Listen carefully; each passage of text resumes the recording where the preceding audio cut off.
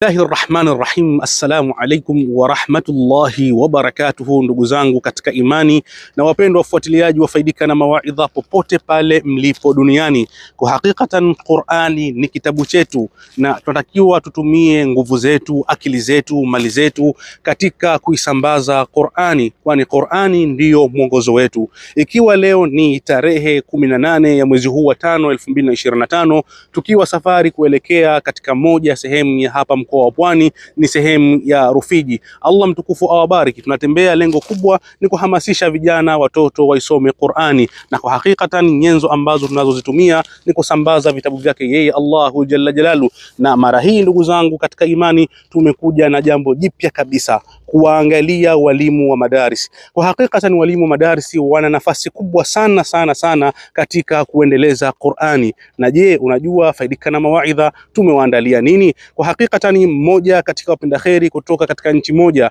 amejitolea kwa ajili ya kuwafanya walimu wa madrasa kupendeza na kuvutia wanapokuwa katika kazi zao, na hii ndiyo zawadi ambayo tumewaletea. Bora kabisa, kanzu ambazo zinavutia na kanzu ambazo zina ubora mkubwa kabisa. Kanzu hizi zitawasaidia walimu wa madrasa wanapokuwa katika darasa zao kufundisha watoto, wakavaa wakapendeza. Kwa hakikatan tunamwomba Allahu jalla jalalu mpenda kheri huyu ambaye amezileta kanzu hizi ambazo watazipata walimu wa madrasa zaidi ya 20. Allah mtukufu ambarik na amfungulie milango ya khair na baraka, na wengine wote ambao wanashirikiana nasi Faidika na Mawaidha, Allah mtukufu awabarik, kwani kanzu hizi pia hakikatan walimu wa madrasa watazivaa katika sikukuu za Eid al-Adha. Hakikatan ni kanzu nzuri, kanzu ambazo zina ubora wa hali ya juu, vitambaa vyake hali kadhalika bado ni kanzu ambazo ni nzuri, zenye quality iliyokuwa bora kabisa.